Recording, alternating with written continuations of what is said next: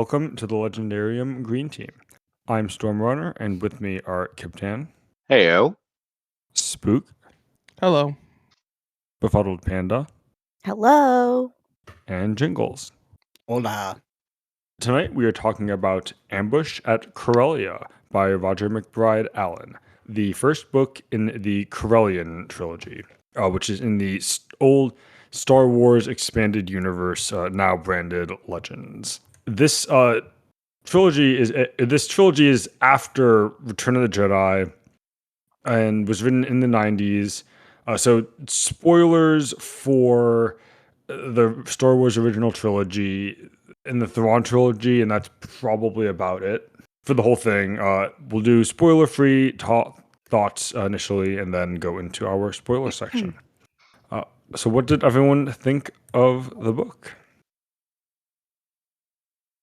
It was a book. It was a book. It was a lot good- shorter than I remembered. It was a really good first third of a book. It Yes. was the first third of a book, yes. Some parts were Look, pretty good and others not so much. this whole trilogy is one Brandon Sanderson book, so Yeah. And that book is Winds and Truth. Well, let's actually think let's it's not go too far. let's not be mean to Star Wars here. Whoa. I'm just excited to be reading a Star Wars book that isn't Chusabakura or Splinter of the Mind's Eye, but Fair. Hey, Yeah. what's wrong with Trusa Bakura? it I don't know. I never read it. it's a book. Yeah, I thought it had thought very nice telepathic dinosaurs. Yeah, I It like did, the it did. telepathic And to their dinosaurs. twink slave. Yeah. Slave, it did. Okay, wait. Um, You're reeling me in now. Okay. You should read it. You should. It's fun. It's a fun other direct sequel to Return of the Jedi. Yeah, I thought this book was entertaining. Love meeting the solo kids. Yeah, I Fun. thought the kids were great. Yeah, fun Star Wars adventure that was pretty more or less what I was expecting. Yeah, I guess this is your first encounter with them as actual characters, isn't it? Yes, and not as Yeah, plot okay. devices. Yeah. And not them being birthed. Yeah. Yeah. Yes. Yeah. I mean, pacing aside, I think it is a fun Star Wars book. Like, it has a lot of the aspects of Star Wars that I like the kind of childish whimsy to it, especially around the kids. And like, I recently watched Skeleton Crew, and I can see now where that kind of gets like its Star Wars isms from, might be a little bit from the way Jason, Jane, and Anakin act. I thought that was a great aspect of it. I think he did the kids pretty well. Especially the first scene where we really get to see the kids interact. I was pretty impressed by how well he did that. I think his writing gets in the way a bit too much, where I start to like get distracted by the writing as opposed to the story. I think the story elements were interesting and fun, and I really liked that. Just his writing. There were points, like, to go off on the writing part. There were points where, for like pages at a time, I was realizing I'm only reading the dialogue. I'm like, I'm just kind of skipping through a lot of this because I'm like, I don't know, whatever, because he's a little redundant in his writing. Yeah. Yeah, and he does repeat the setting descriptions of the setting, so you understand where even through skimming it, you'll at least catch glimpses of where the story is taking place. With that said, though, I do appreciate the more in-depth and realistic world building that he brings. Like talking about a society or a galaxy, right, where it's after the war, this major galactic war, and what real life is like, what people are dealing with, and having to rebuild society, and there's chaos and the power struggles. So I did really appreciate that. I just wish he said it more succinctly. It's funny you say that the dialogue is what you gravitated towards, because in my mind, dialogue is one of the weaker parts of the I'm story, not because saying it it's like doesn't always capture strong. the characters. I'm Yeah, not saying I'm- it's the strong part. I'm saying when I was reading it, I found myself just zoning out and then only kind of skipping to dialogue for whatever reason.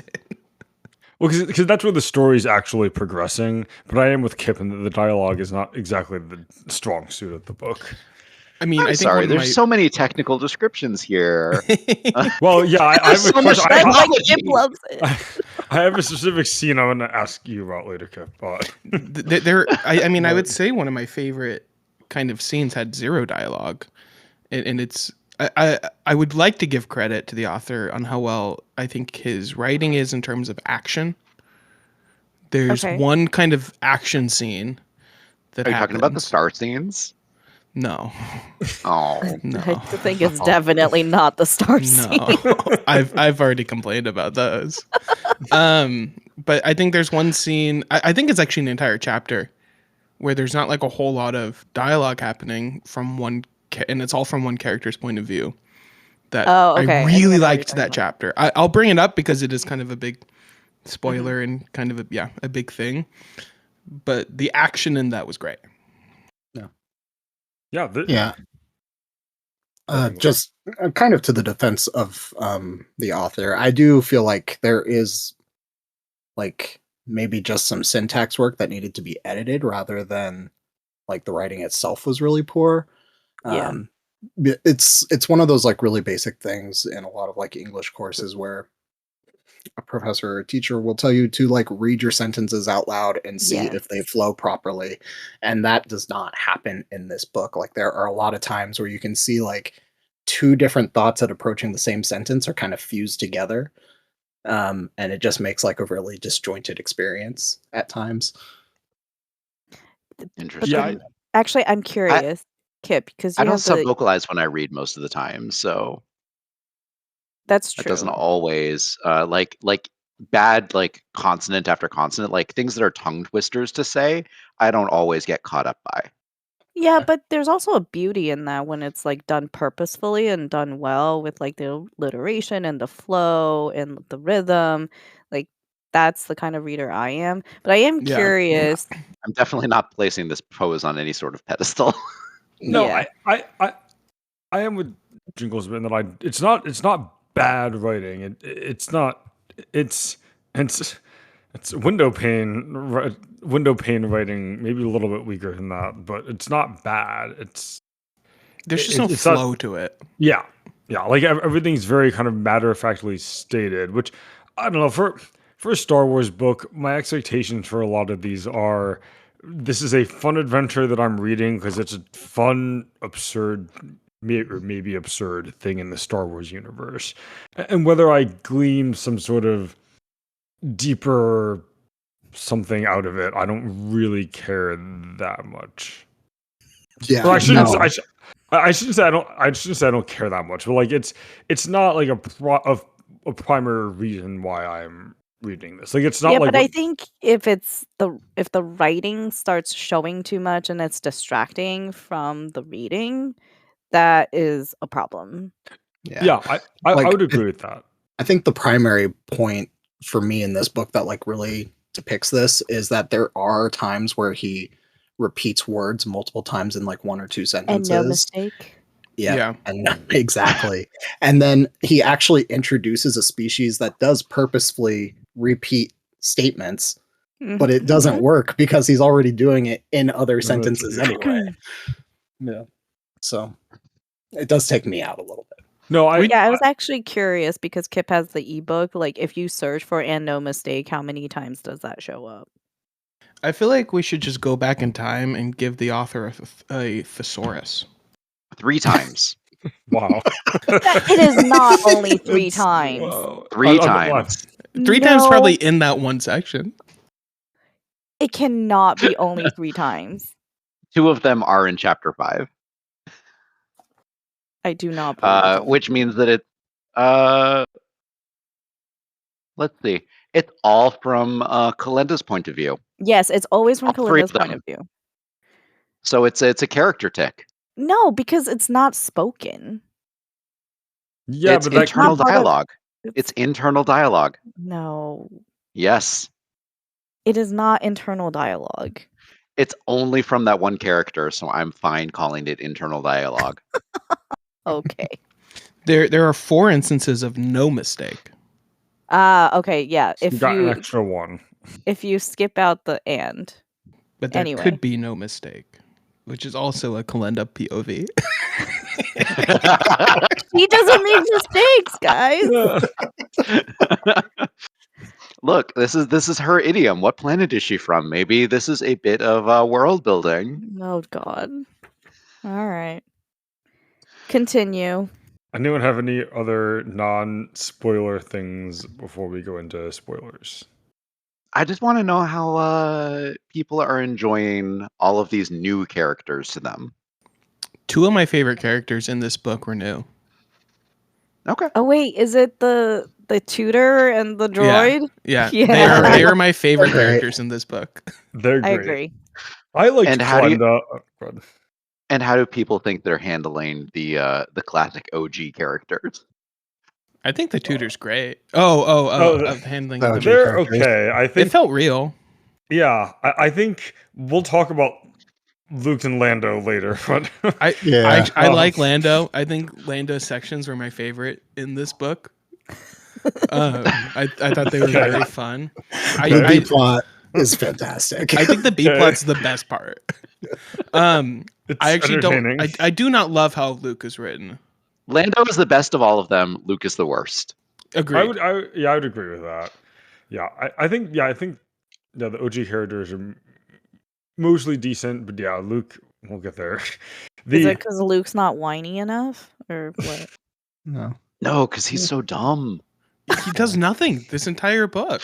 no, they are truly putting the Jedi on reserve until they actually need him. Like, Yeah. he's- Yeah. Mm, He's so dumb in this book. he has one purpose in the plot, and we'll like get like the story. He's there to explicitly be gives a him. wingman, and that's it. Yeah. You know? No. He's there to be a wingman, and he's there to boost Leia's status. yeah. Yes. Mon Mothma's even out there like, Luke, bro, just you gotta up your sister a little bit, you know. So Look at your sister. Look at her. Look at her. Look at her. Look at what she's doing. Now you should do that too. I kind of get the impression Han and Leia don't really want to be parents. I'm just gonna put that out there. Do any parents? Would you want to parent their kids? No, they're Would you want nightmares. I don't want a parent, period. So They're, you know, they're monsters. I have some thoughts that we should go into with that, but we ready for spoilers? We think? I think we're I don't about think ready. yeah, I think I we're don't good. think any of that was really spoilers. No, it wasn't. Oh, Just we should rank this book in Star Wars, right? That was Okay, our question. So we Like had a of question. the ones we've read on this Well, pod, so or the question from Chesky was, where does this rank in Star Wars?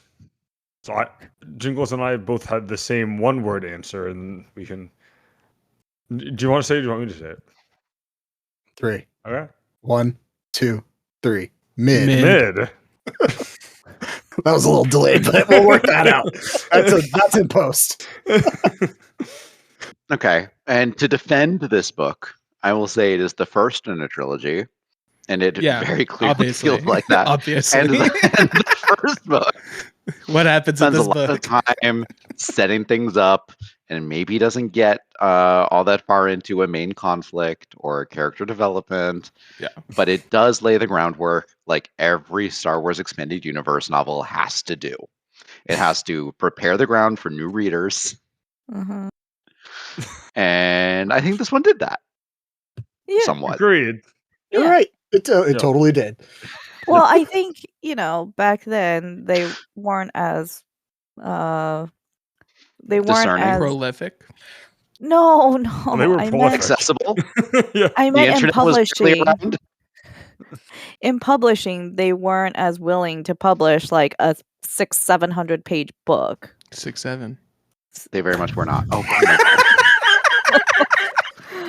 Oh god. Can we So get a mute button for Spook? it makes sense that, this was like 3 books, but really it's one overarching story. And I have the bind up, so Yeah, but I could at read the it same as one. time, this book could have been like 150 pages long. Yeah, I was pleasantly surprised when it ended like 30% before my Kindle said it would. Yeah. I do kind of wonder if it was one book written out in total and then it was split up, because all 3 books did release in the same year. And this Oh. was, if you look at the publishing of the Star Wars books at this time, like, this is like 1995 is like the first year that they really blew up and had just a ton of books coming out. Mm, So I do kind of wonder if there is a marketing thing there that's kind of happening. mm. I would believe it. And that's like, it's like, oh, actually we want you to split this up into 3 now. Go make 3 like full books in terms of word count. Yeah, I wouldn't be surprised by that. Which is why the audiobook is super abridged. This is the lead up. This is the heading into Star Wars going full tilt and doing the new Jedi Order. Come on. All Hey, right. This is Picking up I am steam. all in. train picking up steam. I- Exactly. I said that I've been wanting to do this New Jedi Order plus pre-New Jedi Order for a long time, and I'm in. I'll see you in could be 5 years, Storm. That could be its own podcast, like just that series. New Jedi It Order. absolutely could be. Yeah. And that's why we're covering it. It's official. It's official. We're doing it. Look, if Green Team covers it, I want in. I want in so Yeah. bad. Do we just like do a And- spin-off podcast of just that? Every Thursday, get your new Jedi Order kicks. That's the only thing I'll be reading. It'll be Really? Panda. It'll be Malazan all over again. Look, they did. All the authors wrote the new Jedi Order in 4 years. They That wrote is the entire 20-book wild. series in 4 years. How many That is- authors were Fans there? are though? eating. I do not know how many authors it was, but Well, that I doesn't wonder- mean it's all good. they But made Hive Mind, and they produced something which honestly was one of the most ambitious projects in expanded universe publishing to that date. I'm impressed. And I would say it was like a lot of prolific authors. If you were in like a lot of franchise written series like Hmm. Forgotten Realms, Dungeons and Dragons, Dragonlance, Star Wars, they're all authors that you would have recognized the names because Yeah, that's the what author they of did. Drizzt also did it, right? I can't remember his name. All He right, started. He Salvatore. did. Yeah, he did Salvatore. the very first book. He was our launch point. Okay. And let's do it. they gave him some leeway. Yes, they they did. I gave mean, I And know of fans the one. hate him. I know of Oh, the really? one event in that book is the big And he got a Vector level of Prime, right? internet hate that he was absolutely not expecting. Oh, But no. for now, let's Well. go back to Corellian Trilogy. Yeah. Oh yeah. What are we I- talking about? Yeah. So, all right, we are talking about Ambush at Corellia by Roger MacBride Allen, and here is your summary if you want it. So, full spoilers now for the book, unless last call, no Nope. non-spoiler thoughts. No. Okay. Full spoilers for all of the book starting now. Okay, so here's our summary. Congratulations, reader. You're no longer reading direct sequels to Return of the Jedi. We pick up with Han, Luke, Leia, Lando, and new additions Jason, Jaina, and Anakin Solo several years after the events of the Thrawn trilogy. The galaxy's royal family is about to embark on a mission to Corellia, Han Solo's home planet, where Leia will engage in trade negotiations in hopes of normalizing relations with the estranged star system.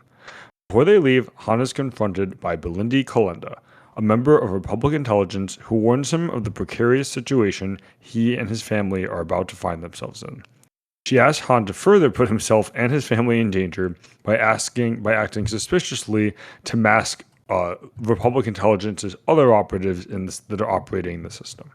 Adventures ensue as the Solos journey to Corellia and find themselves embroiled in the conflict between the various species present in the system, the Drawl, Solonians, and the humans, as well as the various organizations and alliances amongst those species. Meanwhile, Lando wants to get married, so he coerces the galaxy's lone Jedi Master into using his reputation to help Lando seem legit and not sus, because why would anyone not trust Lando? Back on Corellia, the Solo kids finally become characters of their own and not just devices for Leia's character development.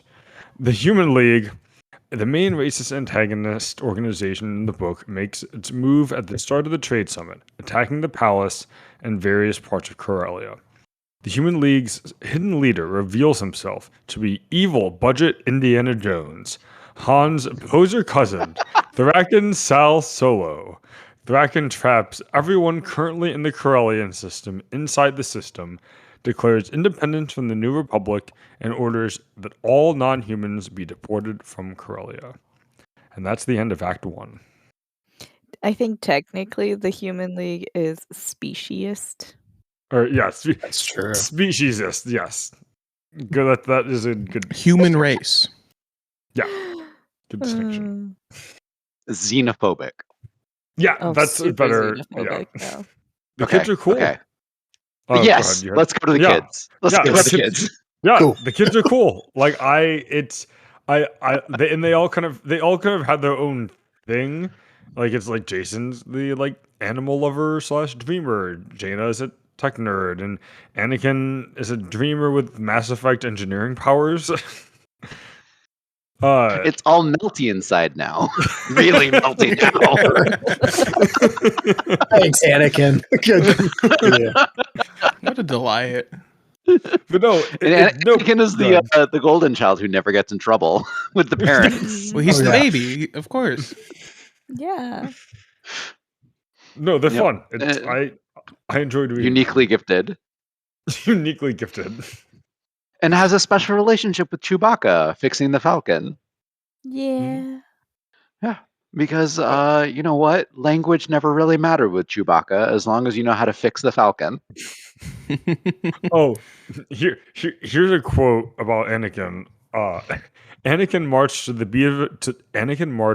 beat of a drum that no one at all was playing. That's quite a new way to call someone a weirdo. Like very much in his head.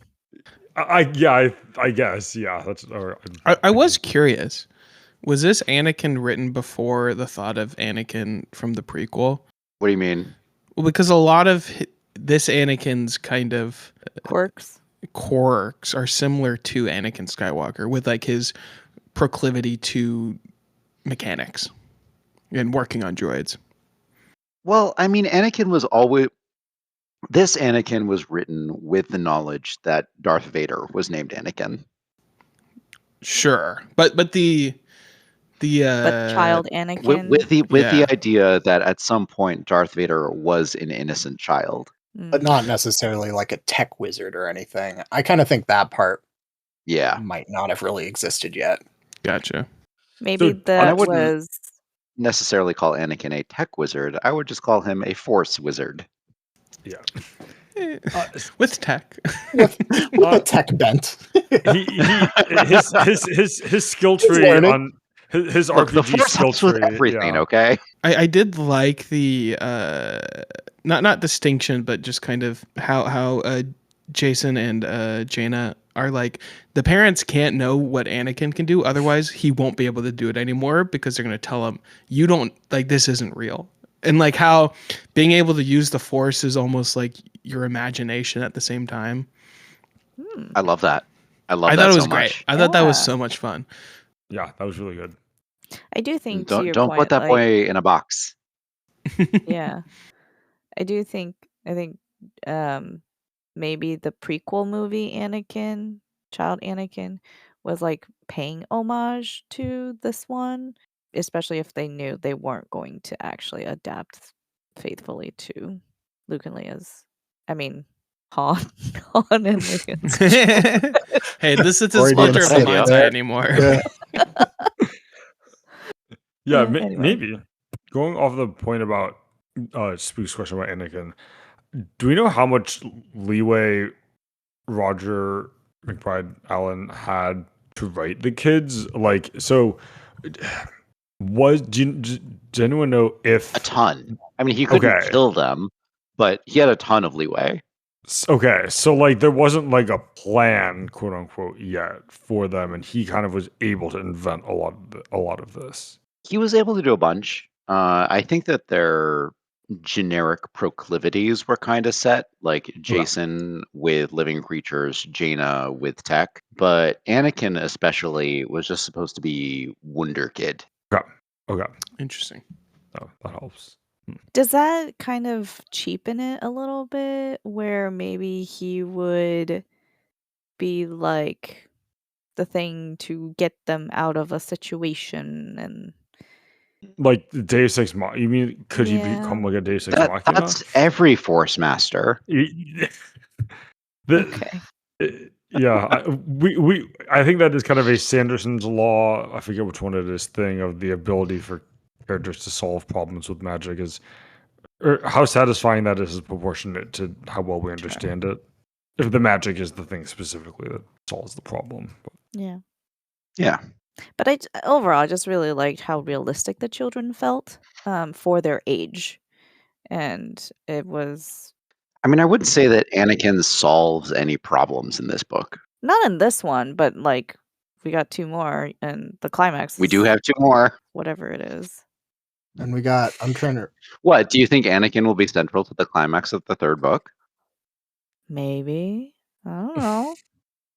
Yes. I'll just say yes. I mean, there's that weird Love that underground prediction. area that he found the secret room for, that they're looking for. And we don't really know what it is. We're gonna have to go back there somehow. Yeah. Yeah, and Anakin will definitely be involved in that point. Big mysterious object, Kip's window. Big mysterious object. I wonder what it is. We'll find out maybe. We're going to find out. Well, I almost said the Empire. In the Empire, the villains want it. So Yes. Any theories on what it is? Well, does it have anything I'll be to do with amazed if someone gets it. There's part of me that wants to say it's the field. The finding the it's what turned on. interdiction Like that. field thing? That's what turned on the field. But I feel like that is too cutting it too close to the plan of like what's going on in the book for it like to have not been found yet. Or maybe the whole planet is actually A Death Star. Oh, Hey, the I Death Star believe it. killed planets. We have a dead star at the end of this. Mm-hmm. all right. You're gonna point to that one. What's next? So, do people love that there is a new super weapon going back to the Star Wars formula? I think Maybe it's a it was really cool inevitable. weapon. What Jingles? Oh, I think it's a really cool weapon. Yeah, I like the idea of. We're talking about the interdiction field, right? That's what. No, Or are we talking about? Oh, what I about? think he threatens. The Star Killer. we're talking about the star Oh, sections. that's right, the star sections, right? We're talking have about no how thought. they're awesome, right? Yeah, they were really cool. I don't really remember the star sections because I was just like ignoring them a little bit after the first one. The 'cause one the that first- You're dead exploded to the me. star. Yeah. The first section was like, this star's not like any other star because it's not like the other stars. And if you get a scientist here, he'll tell you it's not like any other stars. And after that, I kind of zoned out on those sections until one blew up. And I'm like, wait, what's happening? There's a droid on his merry little way. No, I do think the idea is cool. I'm waiting for more. I think Yeah. that's going to Okay. be a theme of most of this book or most of this series. I'm waiting for For more. most of this book, yes. Yeah, yeah. Yeah, it's cool. I don't have a particular thought on it. Maybe it's inevitable that there's a super weapon in a Star Wars thing, but Personally, know, I I can't just- wait until we get to the Salonian language sections. Oh my gosh. yeah. What? I just feel like, why can't we get something different? It's Star Wars. We have to have these things. It's part of the But- formula. But Yes. it could be different. It could. Look, There has to could've be done another something government different. that's bad like the Empire. who has like a bad Jedi on their side. We'll wait to see who it is. You know, maybe it's Han. You know, I don't think, quite frankly, with this version of Luke, I don't think that they need another Jedi to counteract, counterbalance. Yeah. Well, isn't it great that Luke is out helping Lando find hinge dates? God, Oh my I god. love those sections. They were so fun. Oh boy, they haven't. Some of them were fun. Some of them were there. I definitely was not expecting that going into this book. It is kind of funny that that Lando like literally just wanted Luke to use Luke for his reputation. Yeah, he wanted to. Right. So no hanky panky will be suspected. No hanky panky. Did we enjoy the Life Witch? Yes. You mean the space vampire? Did you enjoy C-3PO saving the day? I just continue to be fascinated by the lack of capability, Droid rights. information gathering, and droid rights. But most importantly, like the fact that Lando got this list of women, decided to do some research, but not all the research. Uh-huh. And then C-3PO in like 10 seconds was like, oh, this is a bad idea. Yeah. the Life Witch was probably the funniest one, just because like also Luke is just kind of there and has no clue. Like It looks like reading all these Looks signs is like like this is bad. This is bad. bad. We This shouldn't is do bad. this. And then he's like, all right, I guess we're doing this. I guess I gave my oath as a Jedi. I'm like, your Yeah. oath as a Jedi is to save people. Hey, be careful, Lando. That's all I'll say because I gave you my oath. It's like telling him what's going on does not negate that he can still make the choice to do it if he really wants to. yeah. Like, Also, to be fair to the Life Witch, she wasn't really actively like trying to be duplicitous at any time. It just No, like not at because all. everyone, or most people that would go to see her know exactly what's going on, and it's on Lando and Luke. It's kind of on Lando and Luke that they didn't. Her house was just set up to be a defensible fortress for practical purposes. Yeah. To be protected against, mobs of people like it's Yeah. Frankenstein. Yeah. She has a moat for, a totally reasonable reason. Was that a blaster scar on the outside wall? Whatever. Everyone's like avoiding this place. I'm not going to bring it up. I sense a dark force energy around here. Whatever. It did lead to a couple paragraphs that I really enjoyed when 3PO and R2 are like in the speeder with the cab driver, basically. God. Look, I live That was for fun. C-3PO and R2-D2 banter. It was. It's fun. I think my favorite part was 3PO talking about how he's like so well versed in the art of haggling, and if only R2 gave him the chance to do it instead of just giving the guy Here's all all the our credits. money. Yeah, in the moment of like we need to be there now so we can warn them that this is bad. I want to haggle. Like, Yeah. what are we doing here, buddy? 3PO and can't help R2 it. priority differences is one of my favorite things. One of my favorite things. And it makes sense for R2 to have no like care at all about money because he's just a Yeah. droid. Like, Yeah. why does he care? Oh, specifically R2 is a stone mech droid. cold. Yeah. I Well, do that's like why- that they kept it real with R2 having wheels and can't get up the step. Yeah. No And jetpacks never has for, dialogue. this R2. Nope. Yeah, there's no dialogue. His side of the dialogue is never written out, and I love that. Instead of, he could have said R2 beeps. I think that's fun. I didn't. I mean, occasionally he says, like, R2 made a very rude noise. Yeah. I want to say Timothy Zahn did most of the R2 interactions in the X-Wing so that he could do the translator. Was a lot of what we saw there. Mm. So I can't remember fully. R2 replied with a testy-sounding series of buzzes and clicks, and then the door slid halfway open, just far enough for the two of them to get to the wardroom. "Oh, good work, R2," 3PO cried. "I knew that you could do it. Oh, why couldn't Captain Calrissian or Master Luke be carrying a comlink so we could warn them? On the note of the technology and communication, at one point I thought this was pretty funny. Luke says that Lando's love interest will be impressed that he paid for a long distance call. Very expensive, okay? And how he was like so wealthy nervous. bride to be. Yeah. And how nervous he was to like talk to her because being with her face to face is a lot easier. I'm like, what do you mean it's a lot easier? It's so much more terrifying. No, but that's when you can use your body language. Come on, like Ursula Yeah, said. because I can read Lando that. is a master. This book was definitely written with a 90s technology mindset, interpreted into transposed onto transposed like that onto a science fiction novel with spaceships and lightsabers. Yeah, Star Wars communications technology is fascinatingly backwards, and I kind of love it for that, because it really just shows that the majority of the galaxy has no idea how their technology works. And whatever is just commercially available is the substitute for how they live their life. Well, and it works for like this kind of setup, right? Where you have the Corellian system, which is pretty isolated through most of its history, and people really just don't understand what's going on there because there's no communications in or out pretty intentionally. So It wasn't so isolated like historically. It was just more recent after the Empire fell.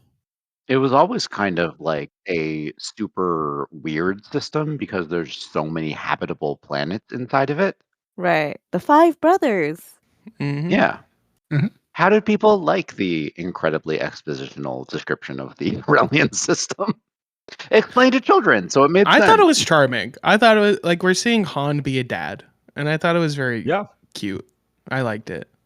Yeah, going back to the whole they don't want to be parents. That was a good parent. Yeah, he's like, and you are like I'm a Corellian, and you are my children. Therefore, you're Corellian. So don't let me catch you like saying these wrong things. I thought it was cute. It was fun. Yeah, it worked for me, which is funny considering like how much repetition the book does otherwise. But that section was we needed to get the central conflict of this trilogy is going to be political, and that's in this sense, and we needed to know the basics of the politics. Yeah. I enjoyed it. I also found myself sometimes a little frustrated because they would say like very vague things and not give me any sort of in-depth discussion. Which I understand with kids probably is not the way you do that, but just like things are weird. Oh, okay. Why are they weird? Can you anything, please? Well, there's 3 completely different sentient species in one solar system, And they're kind of which all can hopping all around. live in each other's atmosphere. Yeah. I did like the explanation of like why the 3 different species like were quote unquote at peace for so long. It was because like there was order, there was like whether it's oppressive or otherwise, but it wasn't necessarily like kumbaya, they loved each other and that's why they had peace. But it's been kind of boiling under an undercurrent of animosity, and now it was time for it had somewhere to go. It could surface. They were allowed to be hateful. Yeah. Therefore, it's like, well, if this is okay, let's start doing it. Right. It's very realistic. Yes. Yeah. Unfortunately, we know it too well. Okay, but do you believe that the majority of all of the populations feel that way? No. I don't think so. I mean, it's an entire solar system that we only see like, this angry mob of however many people. Well, they even said, right, like the governor, whatever his title is. General Governor. General Governor? Governor General. Governor General. Oh my gosh. Where it's like, oh, it started off just like 2% of, the population. We were and, 99% like safe at the beginning, but Yeah, now yeah, it's yeah, yeah. starting to grow. Right. Yeah, he specifically pointed that out. And I mean, we see the section with Han kind of walking through the streets of Corellia, which I really liked that. That was good. Those scenes, but where we see like all the doors being shuttered and stuff as this, angry mob is moving. I think that also kind of highlights the general public's view of what's going on, where they don't approve of it and they're just more worried about their own safety versus anything else. Yeah, it was Fear and retreat. Yeah, it was a small group of people that had radical views and gained enough power all men to start. All men as well. Yeah, that's a good point. Very adding true. adding to the kind of realistic take part, unfortunately. Yes. I do like kind of the add of the Wild West aspect to that too, right? Like that's the start of when you see the evil posse come through, and everyone's trying to hide get out of the streets before they take you. Yeah. That's a good point. If someone who's going to let himself be sucker punched twice, it might be Han Solo. Yeah. Yes. In the same like hour. The only person that might do that more would be like Goku, because he'd want to see, well, how hard can you hit me next time? But like, I mean, it's not going to be Mara Jade. Mara Jade wouldn't get sucker punched for the first time. No. She'd be the one having someone else sucker punch someone for her. Are you excited that she's included in the series? Yes. I was wondering about her. Well, I don't know if it's gonna happen at this point, but at some point I'm something coming with her, I bet. Do you like the way that she runs her own ship? Yeah. Oh, is that they're basically all super like fearful of her? Fear and respect. Yeah. I mean, I get it. Professionalism. Yeah. But it's also hard, like, especially being a female captain and having to organize and coordinate a bunch of people who really is just in it for profit. Absolutely. It helps that it's like a strong narrative choice, like that we get a very like how it's very distinct is what I'm looking for, like that, which is appreciated. Similar to like how Kalenda felt when she was like introduced and generally, but like it's anything that's kind of distinct and not just the same Star Wars stuff we've read for like 20 years is refreshing. Do you like having an intelligence agent who like actually seems like she's intelligent? I loved that, and I was like, oh, this is like almost like like this. This is gonna like make me mad that we don't have something like Andor in the sequel era. I'm not expecting something quite like that with this, but like I am excited to see where that goes.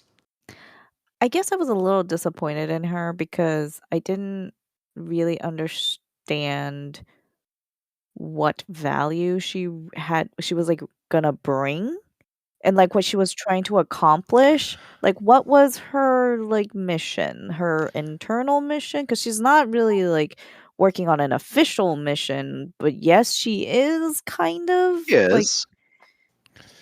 I think she's there to probe, and then that kind of gets. She's there to gather intelligence. Yeah. And then bring it back. And the end of the book sees her bringing it back. Well. And ideally, protect the life of the Chief of State of the New Republic. So her gathering intelligence was really like observing what the family was doing and like how I think her plans was a fallback kind of position. Yeah, I think her plans got completely foiled when her ship got exploded. And she's like, I gotta figure out something. No, Panda, I do see where you're coming from, because she does basically spend most of the book just watching them from a distance and not really doing much. Like that's a fair I think given her setup, that's a fair take. I think. wasn't really quite sure what she was wanting to accomplish, other than like saying that she wants to make sure that they're safe. She was trying to protect the Solos from a covert assassination attempt enabled by the CPB. Okay. Yeah. She was trying to She was kind of far like- away for that. She's in She the thought place that over. at the worst case, if an assassination team was going in a blind spot created by intentionally faked or intentionally weakened security routines, that she would at least be able to raise enough of an alarm that the Got it. Solos would be alerted to a threat. Okay.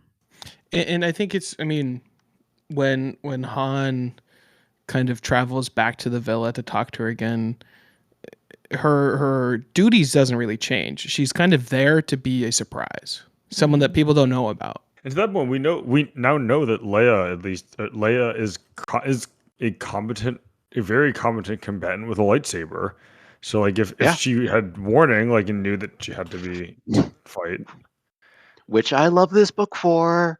That was a great scene. Showing off Leia's practicing with a lightsaber and her Just expertise dismantling Luke. Yes. in combat.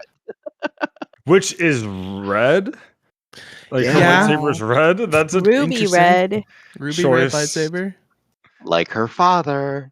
Hmm. I mean, I don't It's think her the job to colors were redeem him. established, right? The colors weren't really established this far as No. what they meant. No. No. But no, also, they who weren't. gave her her first lightsaber? Luke. Because this wasn't her I think first. Luke did.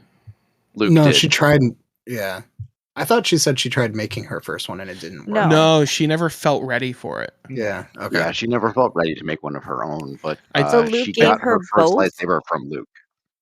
Yes. Okay. But the first one that she got from him wasn't made for her. This one was. Okay. That was Yeah. like a training one.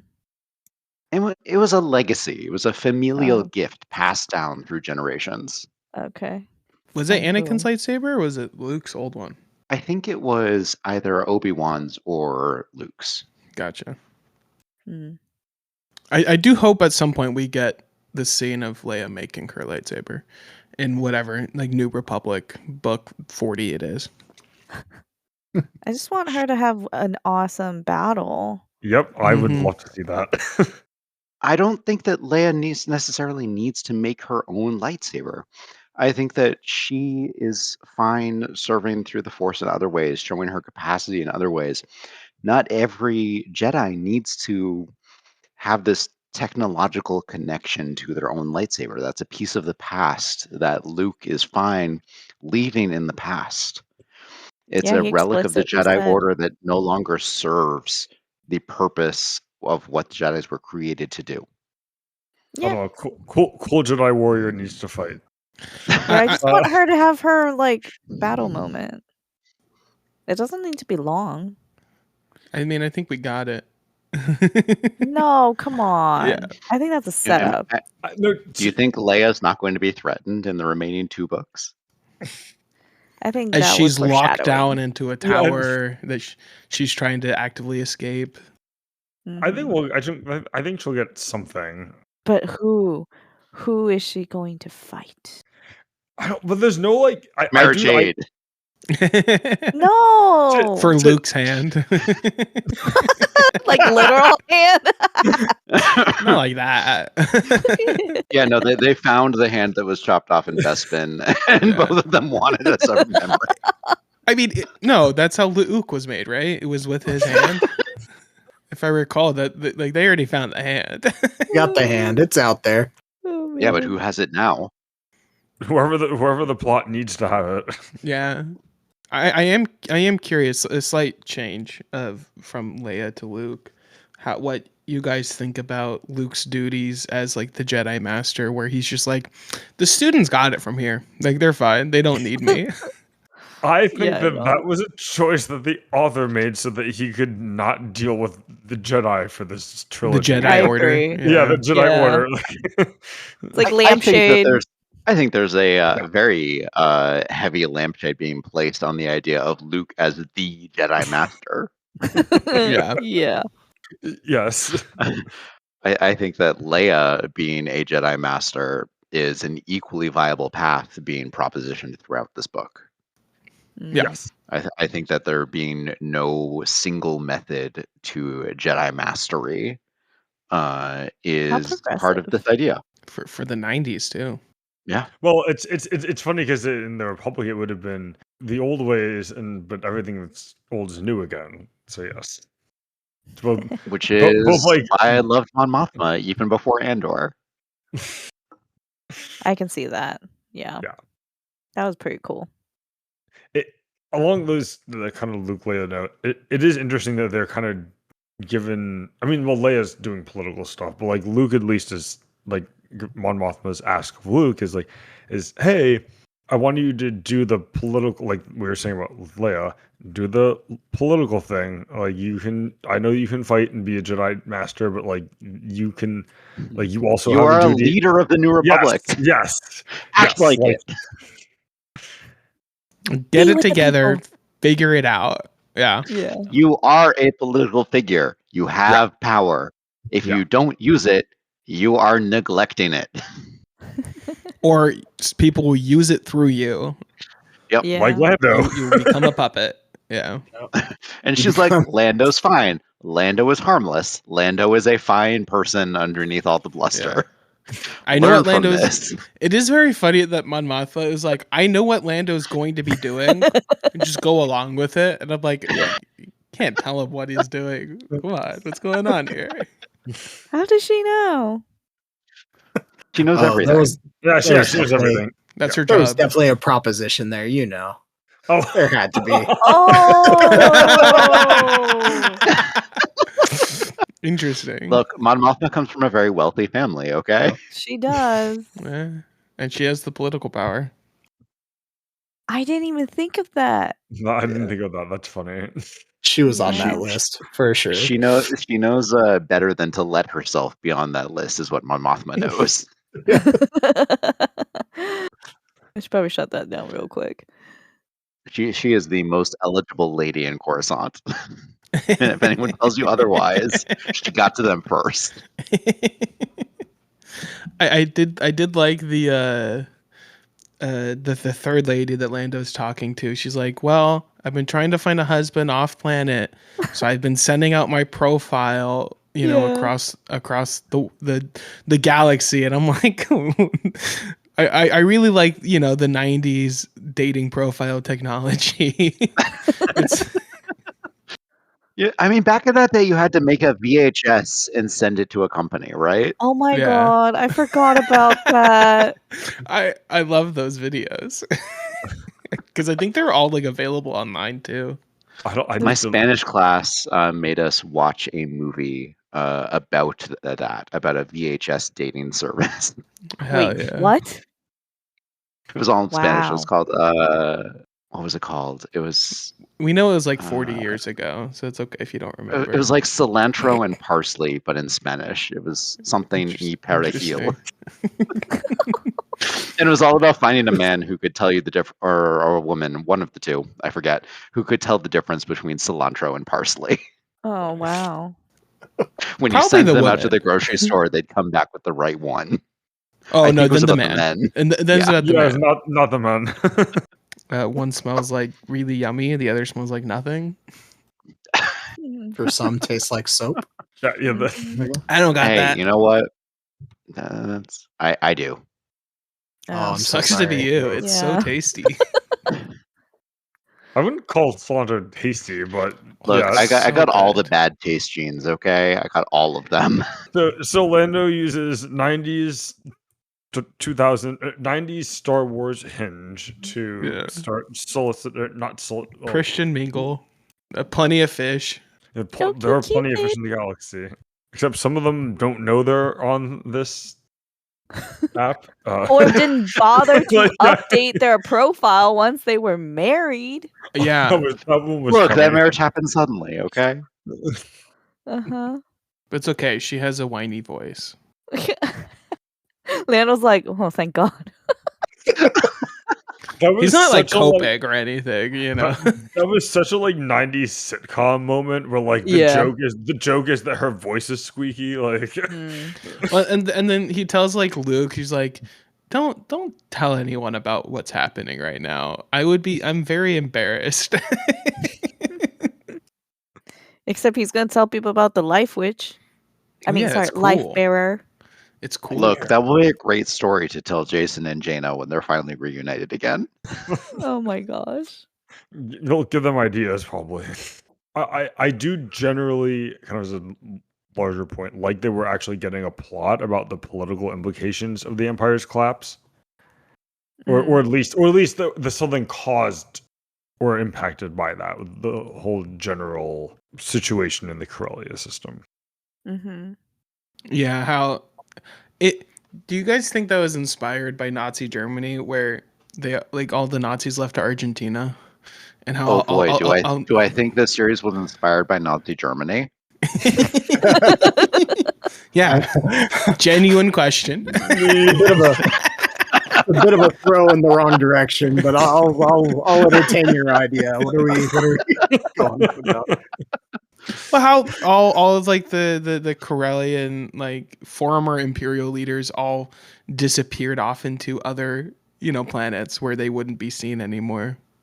Mm-hmm. Oh yeah, I Yeah. definitely agree with you. I don't think there's really any hiding it. Yeah. Yeah, I mean, well, And like, a lot of the bureaucracy just like changed their public stances, but not their private ones. Yeah. Or they just maybe removed a certain armband while they're doing science instead of politics. Yeah. Yeah. Just a little bit of similarities, I think. Star Wars has never had these parallels. Like the literal foot soldiers called stormtroopers of the fascist empire. Okay, do you think we're going to get stormtroopers? Yeah. I didn't think of it until you just asked, but there's no way we're not by the end of the trilogy. Do we get stormtroopers, or do we just get people who are using like remnants of stormtrooper armor? Right, like we have like this system that is completely designed around repurposing stuff. That's a good point, because we also get like the bastardized the ex-TIE fighters. Yeah. So The uglies. Yeah, the uglies. Yeah, I thought those were great. Yeah, those are great. I might be Jingles might have me convinced with it's just like the Human League / whatever they call like whoever Stormtrooper else. wannabes. Yeah, with using their armor or something. Do you think they'll have better or worse aim than normal stormtroopers? Because they're just like a militia group, I don't know. Thunder troopers. Let's go. I think that's a great question. My gut is it can't get worse, but I also don't want to say. I don't want to stake anything on that. I mean, in the movies, they never shot anyone. That's not true. There was collateral damage. Leia gets hit in Return of the Jedi. Shot. Leia gets shot in Return of the Jedi, and that wasn't by a stormtrooper though. Wasn't that by an ATST? What? I mean, if you get shot by an ATST, how is she not a charred husk? It might have been like a stray shot or something, but she definitely has that moment where they're trying to get into the bunker and she gets shot, and like she hides like the gun that she uses to shoot the stormtrooper after. No, like he comes when closer. in Empire Strikes Back, right? Like when Darth Vader comes on to the ship, the stormtroopers totally did shoot some of the crew. That's when they in were- A New Hope. Oh, New New Hope. Hope. They don't count. sorry, Though. A They're New not like Hope. main characters. Yeah, I mean, They're not it's not the main they're characters. named, but yeah, I guess it's the one time they actually. That's what hit I'm saying. someone. There is collateral damage. The best example of this, at least the first thing that comes to mind from the original trilogy, is in A New Hope when they're on the Death Star and Han and Chewie run into the hangar full of them, and not one of those shots hits. That's my favorite example of that, I think. I think in books it's a bit different, where like they could be shooting, I don't know, 500 unnamed characters. Okay, which named character you think is going to die? None. Not in this trilogy.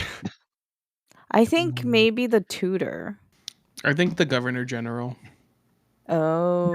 The Governor General, I think, is primed for a book to death. Main named character that's on the good guy's side, I think, is the specific question, right, Kip? Not just in general. Sure. I mean, we only have really one named character on the bad guy's side, and it's Thraken Solo, who thinks he's going to die. We have that one guy from the archaeology dig. Because he's gonna come back. He's gonna come back, I'm sure. And that Flassin. Sorry. Oh yeah, the thug is that The guy on Coruscant. Yeah. Yeah, what's his name? Farnus Gleasery. That's a name. Come on, Farnus. I love Star Wars names. Oh yeah. They're almost as much fun as Harry Potter names. But that's I think Farnus. They're more will die. creative than Harry Potter they are. names. Yeah, they are a lot more creative than Harry Potter. Harry Potter names is here's a thing. Now it's named that. Yes. I'm just gonna use the Latin word. Or here's a stereotype for the character's race. Now that's the name. That's the main one I'm thinking of. But yeah. Yeah. Anyways. Oh, Kip, what did you think of going back to some of the science stuff? The Kalenda's detailed atmospheric entry sequence. Crash landing. What are you talking about? I love it. I had fun. That was my favorite scene. No, I didn't say it was bad. That was your favorite scene? Yeah, that was my favorite scene. Oh. The whole chapter was my favorite. I thought that chapter would be your favorite, but I thought that was really too much. It was great. I really enjoyed it. I liked the part where she was like talking about how like she could hear the wind now, and that means she can like get the stuff from like the back room and stuff. Yeah. Just like I think just the little details I really enjoyed in that. The transition from vacuum to atmosphere. I love a little bit of hard science fiction, but also she's like, well, that poor Luce, whatever it was making that noise, it's gone now. Yeah. Not to worry, we're still flying half a ship. Yeah, no. She has a remarkable level of control and calm at the center of her, which I appreciate. I hate when a supposed like elite agent displays absolutely no self-control. Fair, yeah. I really hate that. And she's the opposite. She's competent.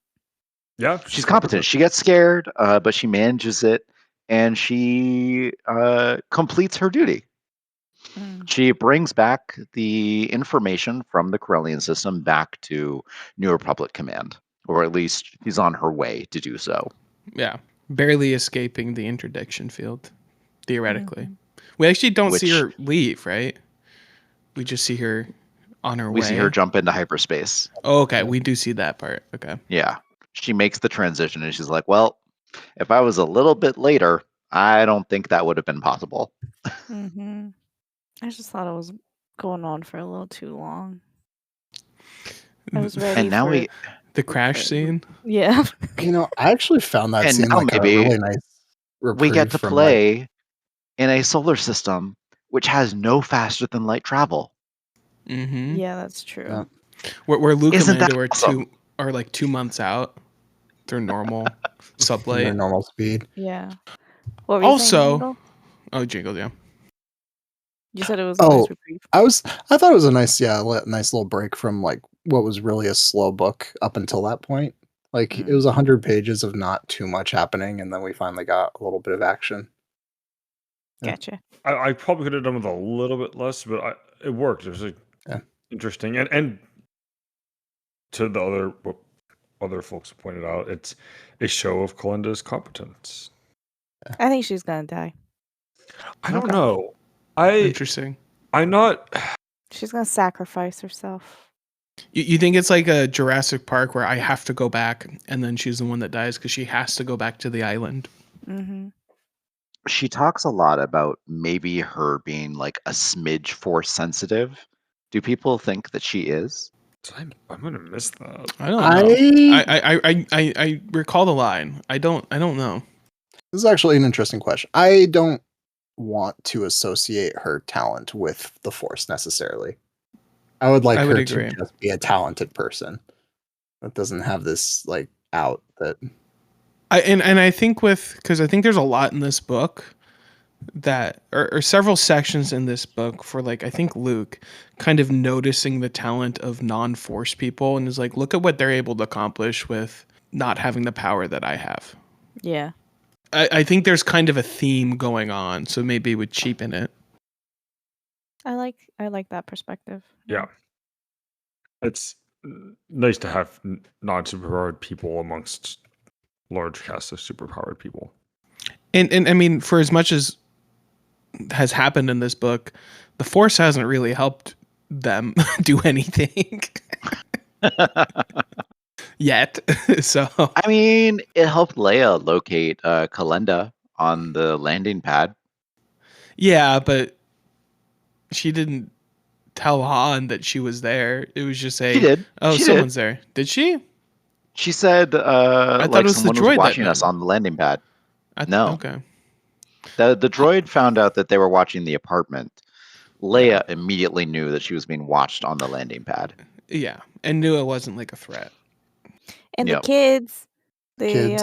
use it on the dirt path in the tunnel. We'll see how that's a good one. important that becomes. And on their droid. Oh. Well, yeah. Anakin, can you make it less melty? Maybe. I am excited to see more of the kids. I think Yeah. I wasn't. I'm Well, now they're generally separated from their parents, except for Chewbacca. that is true. I'm generally reserved in terms of having like the main characters come back and be present, like important characters. I've changed my opinion on that, but the reason why I never really read post Return of the Jedi like books was because I was like, I don't want to see any more of these characters. I've watched the movies. Why would I care? And now I'm like warming up to them, but now I'm like, no, I really like these kids. I like these kids more than the other three. Yeah. Look, I love the kids in these books. I think they're one of my favorite parts of these books. So I'm excited for you all to meet them. Shenanigans. That was one of the big positive things of the book in general for me was the kids, and that they are fun, and that it will be curious to see how they develop and watch their careers with great interest. Who's everybody's favorite? Anakin. Yeah.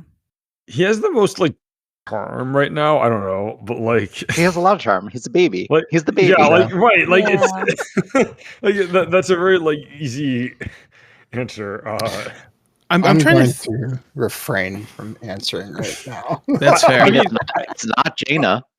Yeah. It's not Jaina. I mean, I know what I know some things of vague things that will happen with some of them later at a high level. So I don't. But right now, probably Anakin because he's the most distinct. I'm trying to think of what Jason and Jaina do other than react to Anakin this book. So That's I mean, Jaina puts her foot in her mouth the most. The most. yeah, She like straightforwardly defies her parents and her uncle Mhm. and insults the Falcon. yeah. Mhm. And he's like, "Did you say that to hurt my feelings?" And she's like, "Well, I can't lie because then they would know." Yes. she is very self-aware. Like she's very Yeah. smart and she's very self-aware. And also, Well, she's and- a kid. Like, I don't hold it against her. her emotions are not. She can't really regulate her emotions very well yet. I do like how Jason is very socially aware as well. Like he Yeah. fully understands Anakin's role and how Anakin is playing all of them. and getting how what he has to wants. protect him. Yeah. Yeah. And how he has to take care of him. Does anyone else get a vibe that Jason has just incredible anxiety issues? Absolutely. Because the Right. more I'm reading it, the more it's just Absolutely. the stressed out, anxious, like oldest brother. Oh. Oh. Our little Wait, hyper aware was he- boy. Did he come out first? Was it Jason first? Did Jason come It out? was No, like Congrats. first. Shouts Was out. Is he the older firstborn. twin? I like instead of saying firstborn, just did he come out first? No, Panda, I know you were talking about. It was I more. did too. I just wanted you to say more. I gotta go think- back. I think birth is not a subject of Star Wars. Well, I don't know. I guess that's not true. No, There's literal one of birth them control. had to come out first. Jason was They couldn't born have come out 5 at the same minutes time. after his sister. yeah. Yeah, Jaina okay. is the older of the two. Oh, technically. Jaina's the older. Okay. Mhm. Yep. Never mind. Wait, did I hit on No. something? Is that foreshadowing? Are you saying that? Middle child Jason, yeah, super foreshadowing. I think she was Right. asking about Jason being gay. Given your reaction. I would be fascinated if a major character in a science fiction franchise in the 90s Written in and the early 90s 2000s was yeah. gay. I don't know. and written not as a joke. yes. Or that it's the sad thing that makes him yeah. broken. Yeah. I think it's possible. I was getting I think it's possible too. it is certainly possible. I did think there were certain instances in this book where Luke was weirdly gunkle coded. Luke is What always the weirdly heck gungle does that coded. mean? Like What? I don't know, like he's gay. Luke's a little. What did you Gay say? uncle? Yeah, Gay yeah, Are you saying uncle. gay Oh, uncle? sorry. I thought you were saying Yes. grunkle, like grumpy Yeah, uncle. like what? gay uncle. What is Gay happening right now? uncle. I don't know this word. No, gay uncle. We're not in the group chats, Jingles. No, I know. No, this isn't gay world. No, but- he's got Mara. I'm waiting for them to get together. The forbidden love. Some other authors have ideas about Mara and how she's not endgame. Enemies Wait, to lovers. Oh, you okay? You were. We haven't met a certain C word yet. Is it a word I can't say? Otherwise, I'll get bleeped. No, it's a spoiler No. word. It's like, damn, I know your opinion on that character then. Calm down over there, okay? One specific author created a love interest for Luke that she wanted to be. Was that like a self-insert? Oh, I think I know who you're talking about. And then something happens to that character. There are some of the worst books in the series, in my Is opinion. that in New Jedi Order? No. Will we be reading it on the way there? Is it like fanfic That's but up to you published all. published as traditional books? No. It's Oh. it's a book by an author more versed in romance than in Star Wars. Okay. Cool. Can you tell us the book, or should we wait? No, Okay, we'll okay, get there we can if we get there. wait. But- Okay, all right, we can wait. We can have restraint. So we're turning this into a Star Wars podcast, and we're gonna read every single book, even the kids' books. Anyone else have anything about the book? Well, we talked about the tutor Ibrahim. Oh, yeah. Ibrahim, we have not talked at all Yeah. about About Q9. Q9. Our Q9. I love Q9. Q9. Q9, the business droid. I don't know. Q9, the floating droid. Yeah, the floating droid. Okay, how does Q9 get its parts? Like, is there online ordering in this Absolutely. universe? There's the HoloNet. Yeah. And he is just riding in it. Just going everywhere. Where is he getting his credits from? You, I want to know his Abraham. backstory. Ibrahim. Yeah, Ibrahim probably. No, I bet. I don't it's know. Maybe highly he's a day illegal. trader. Yeah. He's trading stocks. The Galactic Stock Exchange. Oh. He feels a little bit of guilt about taking up arms trading, but anything for those repulsor lifts. Oh my gosh. He's buying and trading cryptocurrency. Actually, that would He had check. to invest a portion of his portfolio into a mercenary business in order to get that extra sniffer for his new job. I wouldn't be surprised.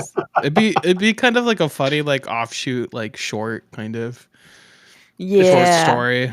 It's of probably it's Q9's it's, business ventures. it's And probably then it not the turns most out all he needed to do was watch the footprint. it's probably not the most outrageous thing, and probably even not the most outrageous thing we've read. It's not the most outrageous thing we've read so far. No. No, the most outrageous thing we've read so far is R2D2 having wheels. But it's real. He had to be Yeah. carried. He's supposed to be an adjunct to a personal starfighter that can land in any number of conditions and had to navigate Dagobah, a swamp Yeah. planet. But get he's out the primarily planet made to move around spacecraft, you know? Yeah. And he's an older model. He is a very inferior one, according to He is Q9. older. Yeah. Poor In Q9. it- R2. in- But in a world- experimental models always tell that to themselves about Yeah, I other was saying, models. an older model in a universe where all of the older models that are different from the rest are perform better than everyone else. Is Q9 smaller than R2? No. He's thinner but taller. Thinner but taller. I wonder if that will come up.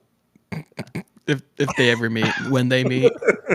Oh. If there's gonna be like a size comparison. Wait, do you think Q9 is gonna give R2 its A hard His time? his repulsors. That'd be his kind of cool. repulsors? It's like a death scene with Q9 dying, and he's like, The "Please, gift of the take Magi. these." You're not so bad for an R2 unit. And then they like I they want you like to have a touch piece with like their me. like electrical tips together, like the little shock thing. Okay, I'm invested. I'm so invested in this. Enemies to lovers, R2 and Q9. Oh my god! Yes. And they show their love by pissing off C3PO. Spook, I think this means that you need to write like a Star Wars fanfic about Q9 and Yeah, R2. a romance fan fiction. Yeah. Yeah, about the two droids. Thank you. These are the droids you're looking for. Yes. I mean, the relationship between R2 and C3PO is not something to enter into lightly. And Q9 can speak basic. Yes. Very helpful. Does seem like an oversight on the R2 line, doesn't it? I mean, okay, does R2 everyone R2 communicates via text in the cockpit of the starfighter he's linked to, which seems like a terrible design for starfighting. Oh yeah, the text me. Gotta read. Yeah. Yeah, we gotta read. Well, it is R2. I don't know what the version they're up to now, or would have been. Q9. Q9. Well, okay, there you go. They went backwards.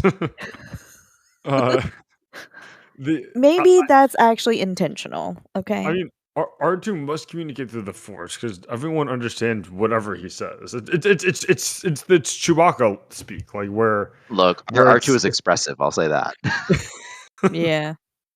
I mean, who isn't able to immediately conjure the sound of R2D2 screaming? That's true. Aw. That's true. That's true. Please avoid doing that on a podcast. I thought about it. I It's a little late to do that in my apartment. I think my neighbor would hate me. I definitely used to have one of those like toys where it was like I think it was like shaped like the Millennium Falcon. It was like a kid, and it was like a matching game, and it was just all the different sounds from the like original trilogy, and you just had to. And there were definitely like a few R2 noises. Good, as there should be. But I think we're coming up on done with Ambush at Corellia. Yeah. Yeah. We covered a lot more than I thought we would. I'm going to be perfectly honest. I mean, we also covered a lot that wasn't on That's there. true. Yes. First of all, any last thoughts on the book? Oh my God. No. All right. Call it. I love this book. And I thought that it was significantly longer than it was. Yes, my Kindle had an extra 30% that was not this book, and I was glad because it let me start Same. the Crippled God sooner than I would have otherwise. I did not get any excerpts in mine, but Yeah, it me was neither. still less than 300 pages, so I'm not complaining. I had The end legit of the- half of another book at the end of this one. Yep, that was mine. Yep. The end of this book made me want to read the next one, which Yeah. is Yes, great. it did. This Yep. is not the worst Star Wars we've reviewed. No. Correct. No, I It's said not. this isn't a bad book. It's just like yeah, there's a lot of Star Wars media is absurd, and it's I'm so excited for you all to get to Assault at Salonia, and we can critique the Salonian language together. Beautiful. Yes. Awesome. Hell yeah. Can't wait. They're a big fan of compound words. Is it like to the extent of like Speaker for the Dead is in depth on the Portuguese language? No. Okay, that's No, good at least. it's much funnier. It almost only uses it for jokes. Okay. Fair enough. Now I have a more positive attitude. towards it. Salonian technical language is a lot of compound words, and when translated into basic, it is along the lines of as descriptive as K-pop demon hunters. Oh no. Mm, So Oh, like boy. German, Yes, like German. okay. because turtle's like shield animal or whatever. I think umbrella in Spanish is like for rain or for water, Oh yeah. Oh. and bumper in Spanish is like for crashes. Very good explanation of what the thing is. Yeah. Yep. Lovely. All right, take us out, Storm. This has been the Green Team's episode on Ambush at Corellia by Roger MacBride Allen. We will be covering the rest of the Corellian Trilogy, so stay tuned for that. I'm Stormrunner, and with me are Kyptan, Spook, Befuddled Panda, and Jingalls. And thank you for listening. Bye. It's been a blast. Bye. Adios.